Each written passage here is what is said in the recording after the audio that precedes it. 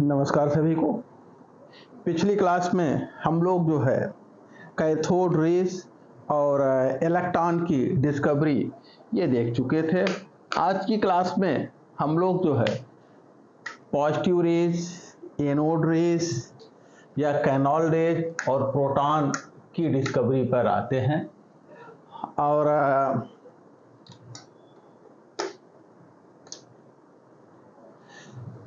देखते हैं किन किन बिंदुओं से प्रश्न पूछे जाते हैं, कौन कौन से महत्वपूर्ण बिंदु हैं, इन पर आज हम लोग चर्चा करते हैं। देखिए, positive raise, cathode rays, cathode rays या एनोड रेज ये सभी सेम हैं और इन्हीं रेज की डिस्कवरी के साथ प्रोटॉन की डिस्कवरी जुड़ी हुई है। इन रेज की डिस्कवरी जब हुई तो उसी के साथ साथ प्रोटॉन को भी डिस्कवर किया गया। देखिए, इनमें पॉजिटिव रेज, इन रेज को हम इसलिए कहते हैं क्योंकि इन पर पॉजिटिव चार्ज होता है। पॉजिटिव चार्ज के कारण हम इन्हें पॉजिटिव रेज कहते हैं। कैथोड रेज इन्हें इसलिए कहते हैं क्योंकि जब जो है हम परफोरेटेड कैथोड यूज किए, छिद्र युक्त कैथोड का उपयोग जब किया गया, छिद्र यानी होल, टनल, जब कैथोड में होल बनाया गया, छिद्र युक्त कैथोड यूज किया गया, तब हमें ये रेज मिली। इसलिए हम इनको कैथोड रेज के नाम से भी जानते हैं। और ये रेज चूंकि एनोड से कैथोड की तरफ चल के आती हैं, इसलिए हम इनको एनोड रेज भी कहते हैं। देखिए, एनोड रेज को सर्वप्रथम जो है गोल्डस्टीन ने 1886 में देखा था। गोल्डस्टीन ने जे थॉम्सन का जो डिस्चार्ज ट्यूब एक्सपेरिमेंट था, उसी एक्सपेरिमेंट को रिपीट किया, लेकिन उसमें जो कैथोड था, कैथोड को छिद्रयुक्त कैथोड के साथ गोल्डस्टीन ने जे थॉम्सन के विसर्जन नलिका प्रयोग को छिद्रयुक्त कैथोड के साथ रिपीट किया। परफोरेटेड कैथोड, परफोरेटेड कैथोड के साथ, छिद्रयुक्त कैथोड के साथ उन्होंने डिस्चार्ज ट्यूब एक्सपेरिमेंट को रिपीट किया और रिपीट करके उन्होंने जो है ये देखा कि कुछ रेज जो है एनोड से कैथोड की तरफ भी चलती हैं और कैथोड के पीछे डिस्चार्ज ट्यूब की दीवार पर हल्की नीली चमक उत्पन्न करती हैं।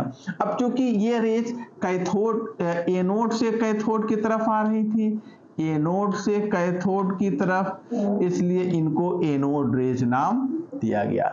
तो यहां पर ध्यान देंगे, गोल्डस्टीन ने किसको, एनोड किरणों को सर्वप्रथम किसने देखा था? गोल्डस्टीन ने। धन किरणों को किसने सर्वप्रथम देखा था? गोल्डस्टीन ने। और धन किरणों को गोल्डस्टीन ने देखा, लेकिन क्या गोल्डस्टीन ने प्रोटॉन की भी खोज किया? प्रोटॉन के खोज की क्रेडिट गोल्डस्टीन और रदरफोर्ड दोनों को जाती है। गोल्डस्टीन और रदरफोर्ड दोनों को प्रोटॉन की खोज की क्रेडिट जाती है। देखा जाए क्या क्या भूमिका किसकी थी और किसको ज्यादा श्रेय मिलना चाहिए, इस पे भी चर्चा करते हैं। देखिए, गोल्डस्टीन ने जब विसर्जन नलिका में हाइड्रोजन गैस लिया, गोल्डस्टीन ने जब विसर्जन नलिका में हाइड्रोजन गैस को भरा, तो उस समय जो एनोड किरणें प्राप्त हुई वो किनसे मिलके बनी थी? हाइड्रोजन आयनों से। और इस प्रकार प्रोटॉन को गोल्डस्टीन ने हाइड्रोजन आयन के रूप में देखा, क्योंकि जब गोल्डस्टीन प्रोटॉन की, धन किरणों की खोज किए, एनोड किरणों की खोज किए और विसर्जन नलिका में जब उन्होंने हाइड्रोजन गैस भरा, तो जो धन किरणें थी किससे बनी हुई थी? हाइड्रोजन आयन से। और यही हाइड्रोजन आयन प्रोटॉन भी होते हैं। लेकिन गोल्डस्टीन प्रोटॉन के रूप में उन धन किरणों को नहीं देखा, बल्कि किसके रूप में? हाइड्रोजन आयन के रूप में। जब उन्होंने विसर्जन नलिका में हाइड्रोजन गैस को भरा, तब प्राप्त किरणें किस आयनों से मिलकर बनी हैं? हाइड्रोजन आयनों से मिलकर बनी हुई थी। और इन्हीं हाइड्रोजन आयनों को बाद में हम ये जान गए, हमें पता चला कि यही हाइड्रोजन आयन ही प्रोटॉन होते हैं, लेकिन उस समय तक ऐसा कुछ नहीं था। रदरफोर्ड ने नाभिक के अंदर से प्रोटॉन को बाहर करने में सफलता प्राप्त किया, उसकी पहचान किया, उसका नामकरण किया तथा यह बताया, यह प्रमाणित किया कि प्रत्येक परमाणु के नाभिक में यह धनावेशित कण पाया जाता है, जिसे प्रोटॉन नाम जो है रदरफोर्ड ने दिया। तो यहां पर ध्यान देने की बात है, जैसे रदरफोर्ड गोल्डस्टीन ने विसर्जन नलिका में जब हाइड्रोजन गैस भरा तो प्राप्त जो धन किरणें हैं वो क्या है, वो क्या थे, हाइड्रोजन आयन थे। लेकिन जब ये हीलियम गैस को भरते विसर्जन नलिका में तब प्राप्त जो धन किरणें हैं वो हीलियम आयनों से मिलके बने हैं। तो धन किरणें हमेशा प्रोटॉनों से मिलके नहीं बनी हुई थी, बल्कि जब हम हाइड्रोजन गैस को भरेंगे विसर्जन नलिका में तब प्राप्त किरणें, धन किरणें जो है वो प्रोटॉनों से मिलके बनी हुई है।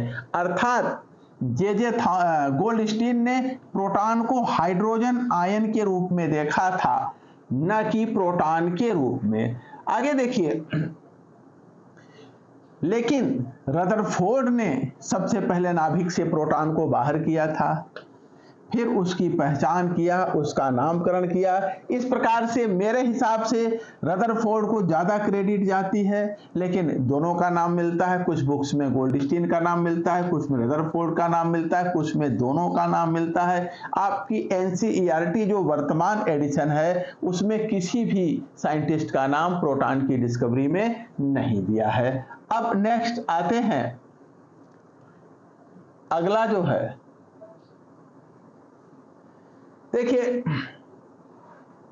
इस प्रकार हम कह सकते हैं कि प्रोटॉन की खोज का श्रेय गोल्डस्टीन और रदरफोर्ड दोनों को जाता है। गोल्डस्टीन को भी जाता है और रदरफोर्ड को भी जाता है, ठीक है, दोनों को दिया जाता है। अब देखा जाए धन किरणें कहां से उत्पन्न होती हैं और उनका स्वभाव किस पर निर्भर करता है। तो ध्यान देना है कि धन किरणें जो विसर्जन नलिका में गैसें भरती हैं उनके आयोनाइजेशन से उत्पन्न होती हैं। पॉजिटिव रेज ये कहां से निकलती हैं, ये उत्पन्न होती हैं due to ionization of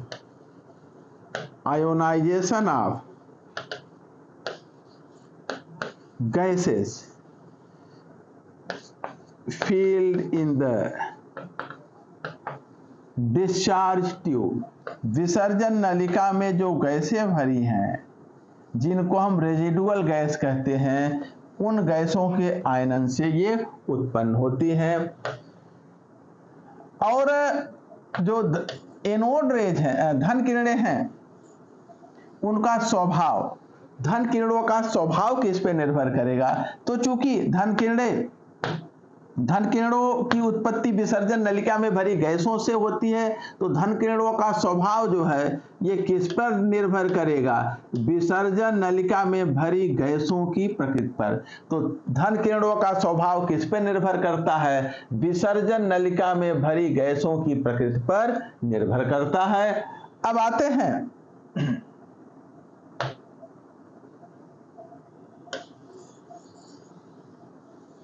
next, देखा जाए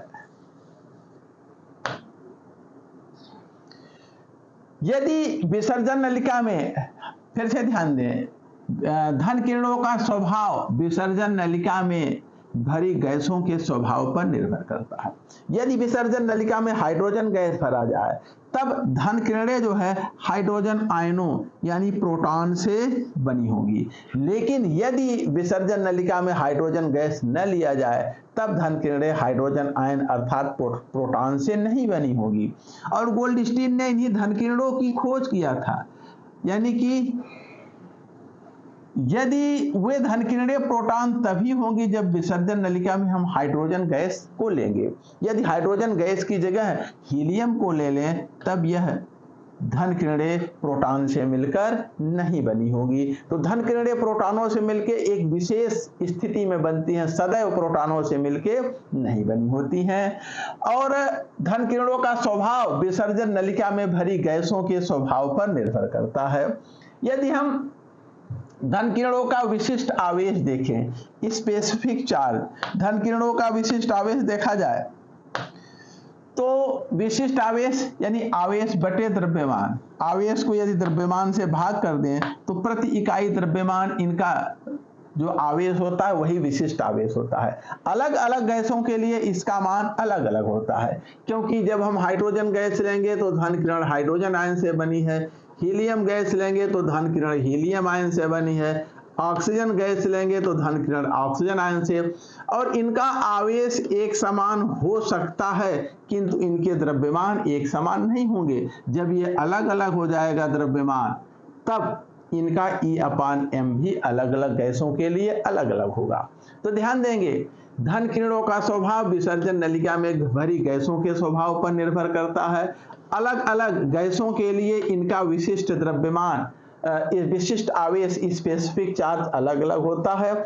यदि विसर्जन नलिका में हाइड्रोजन गैस को भरा जाए तब E/m अर्थात स्पेसिफिक चार्ज का मान अधिकतम होता है, क्योंकि हाइड्रोजन के केस में मास सबसे कम होगा। जब मास सबसे कम होगा तब जो द्रव्यमान E/m होगा वो सबसे अधिक होगा। तो ये ध्यान देना है कि E/m का मान सर्वाधिक कब होगा, जब गैस का द्रव्यमान सबसे कम होगा। तो हाइड्रोजन गैस चूंकि सबसे हल्की होती है तो E/m का मान इसी गैस के लिए सबसे अधिक होता है। देखा जाए अब इसका आवेश, तो प्रोटॉन का आवेश इलेक्ट्रॉन के आवेश के ही बराबर होता है, बस स्वभाव उसका अलग होता है। ठीक है, इलेक्ट्रॉन के आवेश को हम ऋण आवेश माइनस मानते हैं तो प्रोटॉन के आवेश का स्वभाव धनात्मक मानते हैं। एक नेगेटिव चार्ज है तो एक पॉजिटिव, लेकिन दोनों का मैग्नीट्यूड एक समान होता है। तो इलेक्ट्रॉन और प्रोटॉन का आवेश समान होता है, बस इनका स्वभाव अलग होता है। प्रोटॉन का द्रव्यमान देखा जाए तो प्रोटॉन का द्रव्यमान 1.673 इंटू 10⁻24 ग्राम के बराबर होता है, और यह इलेक्ट्रॉन के द्रव्यमान से 1836 गुना अधिक होता है। इंपॉर्टेंट पॉइंट है, ये ध्यान देंगे।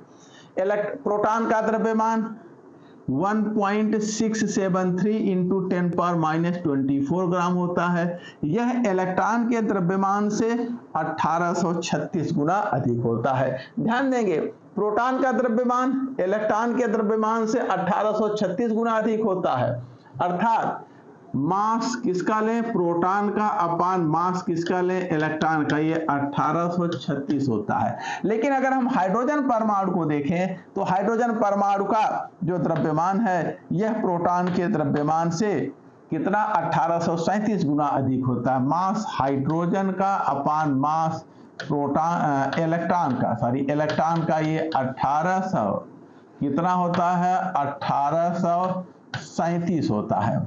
तो प्रोटॉन का द्रव्यमान हाइड्रोजन के इलेक्ट्रॉन के द्रव्यमान से 1836 गुना और हाइड्रोजन परमाणु का द्रव्यमान इलेक्ट्रॉन के द्रव्यमान से 1837 गुना अधिक होता है। इसको ध्यान देंगे। ये कुछ मुख्य बातें रही, प्रोटॉन की खोज, उसकी उत्पत्ति कहाँ से होती है, खोज की क्रेडिट किसको दी जाती है, और ध्यान देंगे इसमें धन किरणों या एनोड रेज को किसने डिस्कवर किया, उसके बाद प्रोटॉन की खोज की क्रेडिट किसको दी जाती है, क्यों दी जाती है, और प्रोटॉन कहाँ से उत्पन्न होता है, उसका स्वभाव क्या होता है, उसका विशिष्ट आवेश तथा द्रव्यमान क्या होता है, प्रोटॉन तथा इलेक्ट्रॉन के द्रव्यमान में क्या संबंध है, हाइड्रोजन परमाणु तथा इलेक्ट्रॉन के द्रव्यमान में क्या संबंध है, इन्हें हमें विशेष रूप से ध्यान देना है, इन पे प्रश्न बनते हैं। अब हम आते हैं तीसरा सब एटॉमिक पार्टिकल है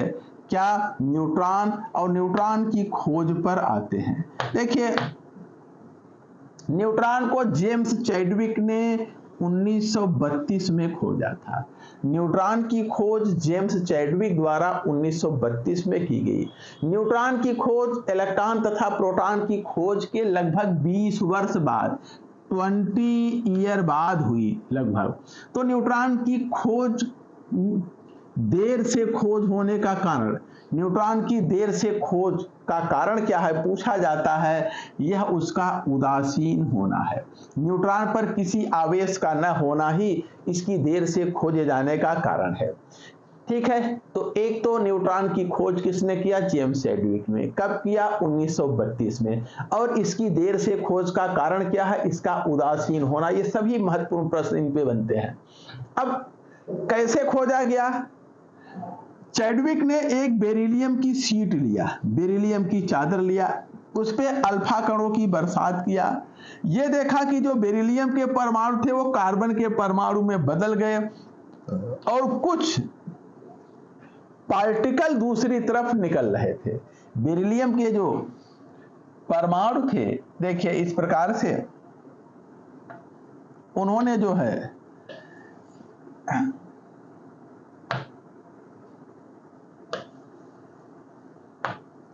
एक बेरिलियम का शीट लिया, बेरिलियम 4 और 9, इस पर अल्फा कणों की बरसात किया और ये बेरिलियम के कण कार्बन 6 और 12 में बदल गए। इधर कुछ उदासीन पार्टिकल निकल रहे थे।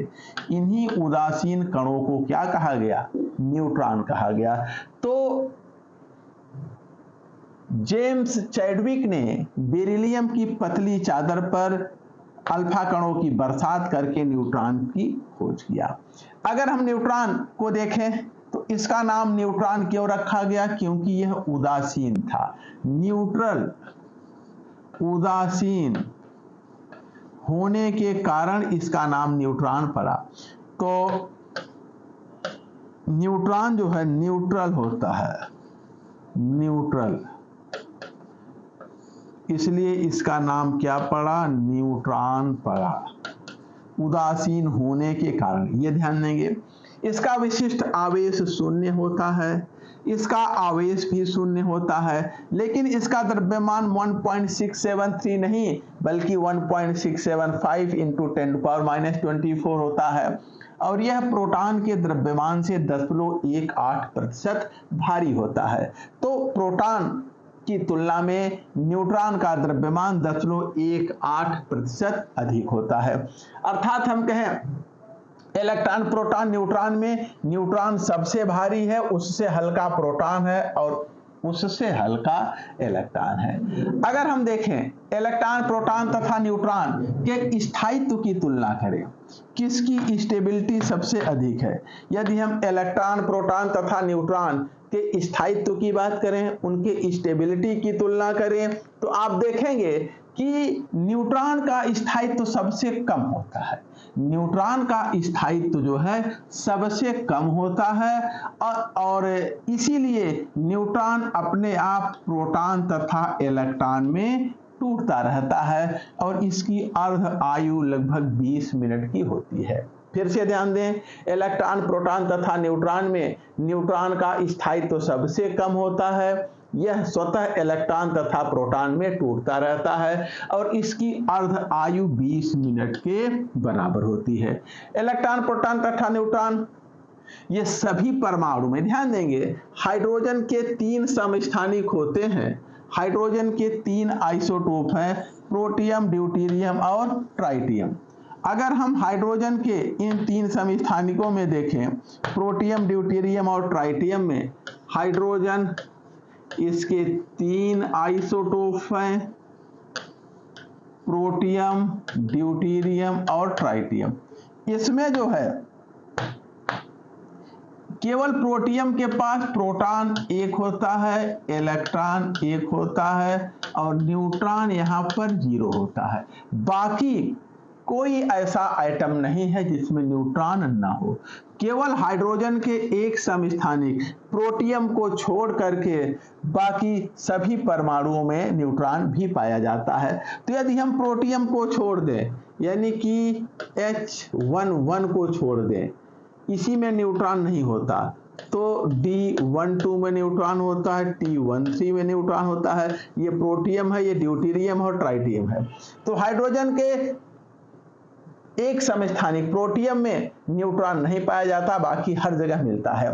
तो इलेक्ट्रॉन, प्रोटॉन और न्यूट्रॉन ये चूंकि सभी परमाणुओं में पाए जाते हैं, अतः इन्हें एलिमेंट्री पार्टिकल या सब एटॉमिक पार्टिकल या फंडामेंटल पार्टिकल भी कहा जाता है। इस पर प्रश्न बनता है, इलेक्ट्रॉन, प्रोटॉन तथा न्यूट्रॉन को हम सब एटॉमिक पार्टिकल या फंडामेंटल पार्टिकल के नाम से क्यों जानते हैं? तो कारण क्या है? कारण यह है, ये समस्त परमाणुओं में, समस्त तत्वों के परमाणुओं में ये तीनों पार्टिकल अवश्य रूप से पाए जाते हैं, इसलिए इनको हम सब एटॉमिक पार्टिकल या एलिमेंट्री पार्टिकल या फंडामेंटल पार्टिकल कहते हैं। यहां पर एक बात विशेष ध्यान देने की है कि जो इलेक्ट्रॉन है, प्रोटॉन है, इनमें विद्युत चुंबकीय गुण होता है, अर्थात ये अगर इन्हें हम चुंबकीय क्षेत्र में रखें तो ये जो है चुंबकत्व का गुण प्रदर्शित करते हैं। कारण क्या है? कारण यह है कि इन पे आवेश होता है, आवेशित होने के कारण इनमें चुंबकत्व का गुण होता है, मैग्नेटिक प्रॉपर्टी, इनमें इलेक्ट्रोमैग्नेटिक प्रॉपर्टी होती है। लेकिन न्यूट्रॉन क्या होता है? उदासीन होता है। विद्युत उदासीन होने के बावजूद भी न्यूट्रॉन में किसका? चुंबकत्व का, विद्युत चुंबकत्व, इलेक्ट्रोमैग्नेटिक प्रॉपर्टी न्यूट्रॉन में पाई जाती है। तो उदासीन होने के बावजूद भी न्यूट्रॉन में चुंबकत्व का गुण होता है, और इसकी व्याख्या इस प्रकार से की जाती है कि न्यूट्रॉन में एक पॉजिटिव कोर होता है और उसके ऊपर एक लेयर होती है नेगेटिव चार्ज की, और इस प्रकार से न्यूट्रॉन में पॉजिटिव नेगेटिव दोनों चार्ज होता है, और यही कारण है इसके इलेक्ट्रोमैग्नेटिक बिहेवियर का। अब आते हैं हम जे थॉमसन का परमाणु मॉडल। न्यूट्रॉन की खोज के बाद जे थॉमसन ने अपना परमाणु मॉडल प्रस्तुत किया। यहां पर ध्यान देंगे, महत्वपूर्ण पॉइंट है, जे थॉमसन ने अपना परमाणु मॉडल कब दिया था? न्यूट्रॉन और नाभिक की खोज के पहले ही दिया था, इसलिए इनके परमाणु मॉडल में कहीं भी नाभिक और न्यूट्रॉन की बात नहीं कही गई है। हाँ, यह परमाणु मॉडल इन्होंने 1898 में दिया था, इसलिए, और यह जो है प्रथम परमाणु मॉडल है। टीजीटी में सवाल एक पूछा गया है कि प्रथम परमाणु मॉडल किसके द्वारा प्रस्तुत किया गया था? तो प्रथम परमाणु मॉडल जे थॉमसन द्वारा प्रस्तुत किया गया था, ये ध्यान देंगे। और यह परमाणु मॉडल न्यूट्रॉन की खोज तथा नाभिक की खोज, नाभिक व न्यूट्रॉन दोनों की खोज के पहले प्रस्तुत किया गया था, इसलिए इस परमाणु मॉडल में कहीं पे भी न्यूट्रॉन और नाभिक का जिक्र नहीं है। इस परमाणु मॉडल में जे थॉमसन ने क्या बताया? जे थॉमसन ने बताया कि परमाणु गोलाकार गेंद जैसी संरचना होता है और उसमें धनावेशित द्रव्य समान रूप से उस गेंद में भरा रहता है, और उसके अंदर ऋणावेशित इलेक्ट्रॉन ठीक उसी प्रकार धंसे रहते हैं जिस प्रकार से तरबूज के अंदर बीज होते हैं।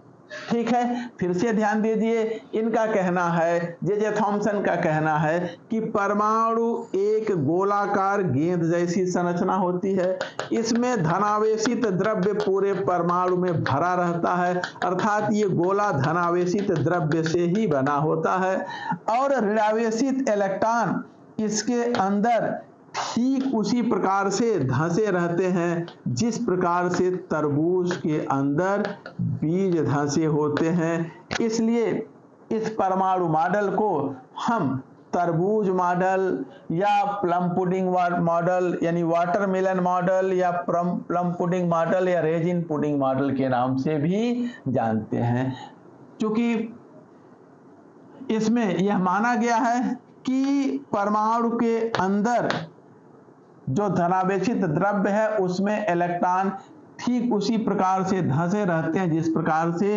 तरबूज के अंदर भी, इसलिए इसको हम वाटरमेलन मॉडल, तरबूज मॉडल या प्लम पुडिंग मॉडल या रेजिन पुडिंग मॉडल के नाम से भी जानते हैं। यह जो है इनके परमाणु मॉडल की मुख्य बातें रही। इसकी मेरिट क्या है मेरिट इस परमाणु मॉडल की यह है कि यह प्रथम परमाणु मॉडल था। हमने बताया, ये पूछा गया है। कुछ लोग डाल्टन के परमाणु सिद्धांत को प्रथम परमाणु मॉडल के रूप में मानते हैं। ऐसा नहीं है। डाल्टन का जो परमाणु सिद्धांत था वो परमाणु के विषय में कुछ नहीं बल्कि द्रव्य के विषय में बताया गया है, इसलिए डाल्टन को हम यह नहीं ध्यान देंगे। इस परमाणु मॉडल की मेरिट क्या है? यह प्रथम परमाणु मॉडल है, इसलिए इसका अपना एक ऐतिहासिक महत्व है। दूसरा जो है, इन्होंने कहा कि परमाणु गोलाकार है। बात सही है, सभी परमाणु गोल होते हैं। सभी परमाणु कैसे होते हैं? गोल होते हैं, कुछ परमाणुओं को छोड़कर। केवल दो परमाणु हैं, टैंटलम और हाफनियम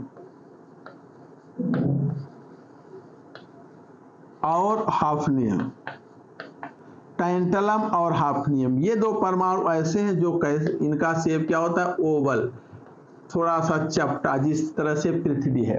बाकी सभी परमाणु गोल हैं। तो इन्होंने जो परमाणु का आकृति बताई वो भी सही है।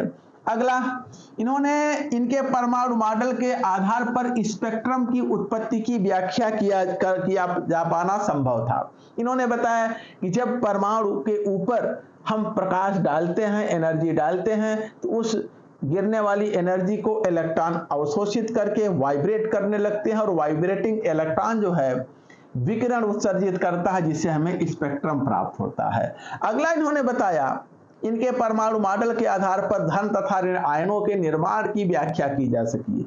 जो धनावेशित द्रव्य है उसके अंदर से इलेक्ट्रॉन निकल गया अगर, तो धनायन में बदल जाता है परमाणु। यदि उसमें एक इलेक्ट्रॉन प्रवेश कर गया तो ऋणायन में बदल जाता है परमाणु। इस प्रकार से इनके परमाणु मॉडल द्वारा धन तथा ऋण आयनों के निर्माण की व्याख्या की जा सकी है। अगला, थर्मियोनिक इमिशन की व्याख्या। यदि हम परमाणु को गर्म करें तो वह आयन व इलेक्ट्रॉन में टूट जाता है। इन्होंने इसकी व्याख्या भी किया, बताया कि जब हम परमाणु को हीट देते हैं, ऊष्मा देते हैं, तो इलेक्ट्रॉन उस ऊष्मा को अवशोषित करके वाइब्रेट करने लगते हैं, और यदि हम उसको और अधिक एनर्जी देते जाएं तो एक समय ऐसा आएगा कि उसका वाइब्रेशन इतना ज़्यादा हो जाएगा कि वह परमाणु से यानी धनावेशित द्रव्य के बाहर निकल जाता है, जिसे हम थर्मियोनिक इमिशन के नाम से जानते हैं। अब इनके परमाणु मॉडल की कमियों पर चर्चा करते हैं, एक निगाह डालते हैं ड्रॉबैक पर। ड्रॉबैक तो बहुत थे।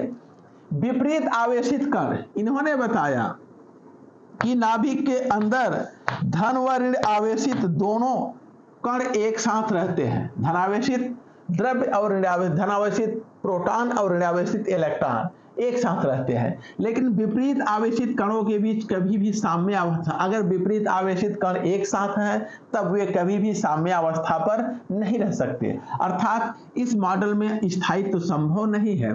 जब आप एक धनावेश और एक ऋणावेश को एक साथ रखेंगे तो ये साम्य अवस्था में नहीं बने रहेंगे, ये एक दूसरे को में एब्जॉर्ब हो जाएंगे, एक दूसरे को उदासीन कर देंगे, एक दूसरे से रिएक्ट कर जाएंगे, और अर्थात इस परमाणु मॉडल में स्थायित्व संभव नहीं है। दूसरा, जो स्पेक्ट्रम की उत्पत्ति इन्होंने बताया, ये देखा गया कि इलेक्ट्रॉन के वाइब्रेशन की फ्रीक्वेंसी और जो स्पेक्ट्रम हमें प्राप्त होता है उसकी फ्रीक्वेंसी में कहीं से कोई समानता नहीं पाई गई। इन्होंने कहा कि इलेक्ट्रॉन वाइब्रेट करता है तो विकिरण उत्सर्जित करता है, उसी समय स्पेक्ट्रम मिलता है, लेकिन जब इलेक्ट्रॉन के वाइब्रेशन की फ्रीक्वेंसी और प्राप्त की फ्रीक्वेंसी को कंपेयर किया गया तो दोनों में कोई समानता नहीं पाई गई। अगला, यह सबसे बड़ा ड्रॉबैक था, यह परमाणु मॉडल अल्फा कण प्रकीर्णन जो है रदरफोर्ड द्वारा किया गया था, अल्फा कण प्रकीर्णन प्रयोग, जिसके आधार पर नाभिक की खोज की गई थी, उस अल्फा कण प्रकीर्णन प्रयोग की व्याख्या इनका परमाणु मॉडल नहीं कर पाया। अर्थात जैसे ही नाभिक की खोज हुई इनका परमाणु मॉडल पूर्णतया धराशायी हो गया। और इसी के साथ हम लोग आज की क्लास भी खत्म करेंगे। अब न्यूट्रॉन की खोज, उसके बाद फिर जो है रदरफोर्ड का परमाणु मॉडल, फिर उसकी कमियां, फिर wave theory, dual nature of radiation, उसके बाद फिर आगे जो है बोर का प्लांक का क्वांटम थ्योरी और बोर का परमाणु मॉडल नेक्स्ट क्लास में देखेंगे। बोर का परमाणु मॉडल बहुत ही इंपॉर्टेंट है, उससे 1-2 सवाल, कम से कम 2 सवाल हर साल पूछे जाते हैं। लेकिन अब यहाँ से हम लोग अगली क्लास में कल चर्चा करेंगे। आज के लिए इतना ही, धन्यवाद सभी को।